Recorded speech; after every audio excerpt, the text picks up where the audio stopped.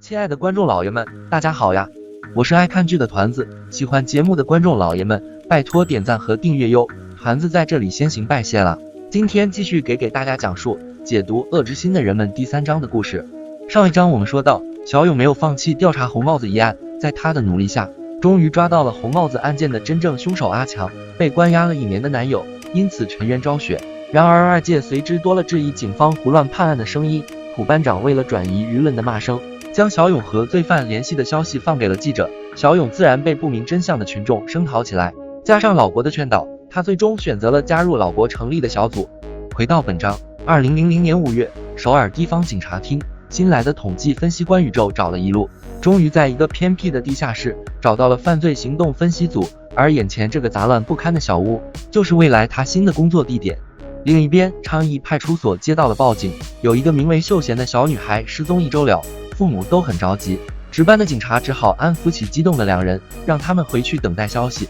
此时我们的小勇正带着老国前往监狱，2人也是第一次以办案的名义找犯人面谈。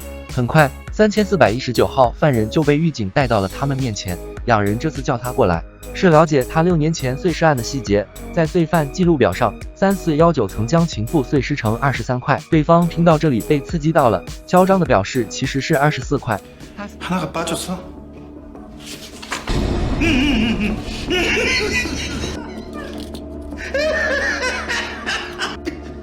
혀를 잘랐습니까? 4块。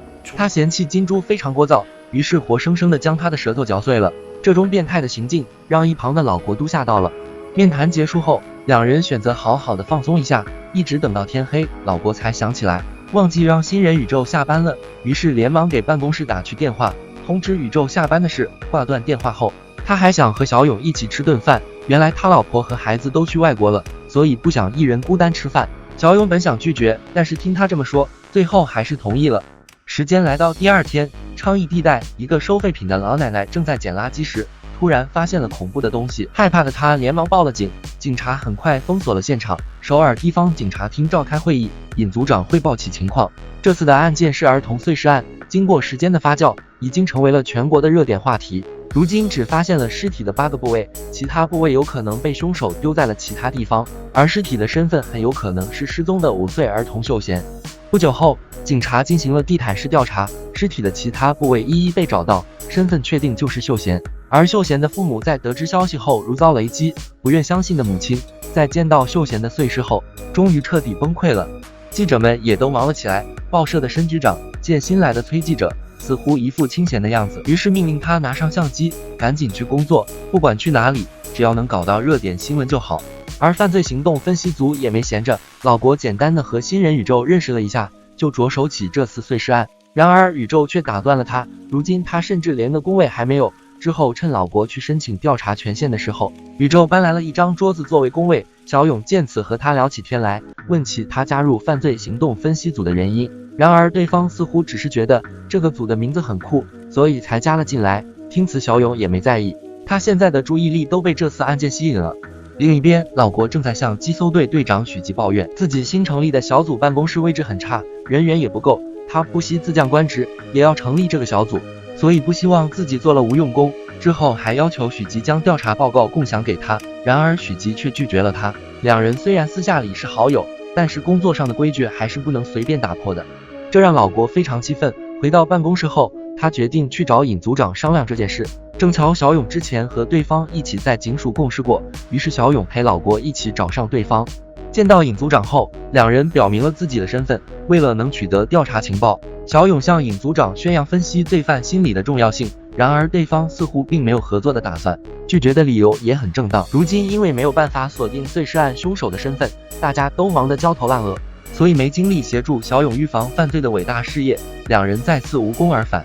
老国无奈下只好将收集线索的重担交给了宇宙来做。之后他将鉴定组长任卓约了出来，希望从他那里得到一些相关线索。身为他的后辈，任卓对他的态度自然不像之前的2人。不过提起碎尸案，他还是觉得很瘆人，凶手极其凶狠，甚至将秀贤的手指都切了下来。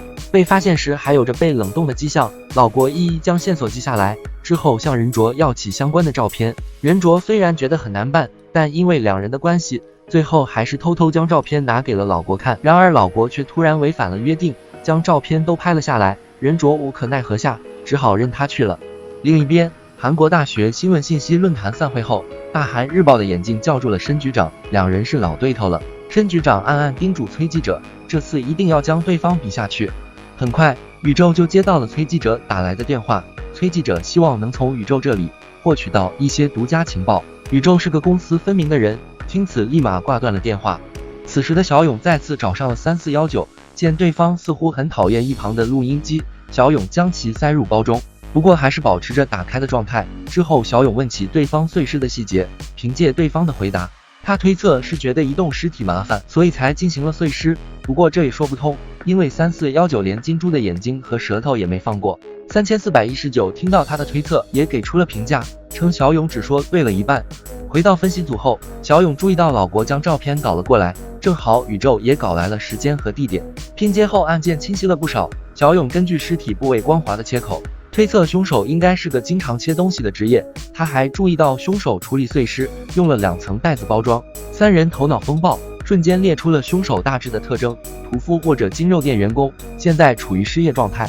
之后三人来到机搜队的楼下，故意装作讨论的样子，将分析出的凶手特征说了出来，而尹组长自然偷偷记在心里。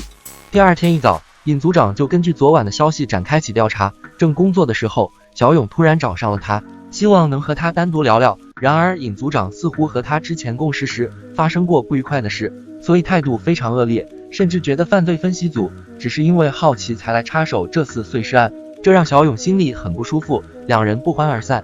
时间匆匆来到6月份，距案件发生已经过去了28天，然而仍然没有任何进展。尹组长压力越来越大，通宵变成了家常便饭。此时的小勇也没有放弃，他日复一日的在秀贤出事的附近调查，想要调查清楚凶手的特征。尹组长和他的想法一样，有事没事就到附近探视。这天调查时，他突然接到了一通电话，案件似乎有了惊人的发现。很快，他就来到了尸检室，手下将老国的发现说了出来。尸体的背部有着被冰箱挤压的痕迹，许吉也知道了这件事。他劝尹组长可以给分析组一个机会，毕竟这些线索都是对方发现的。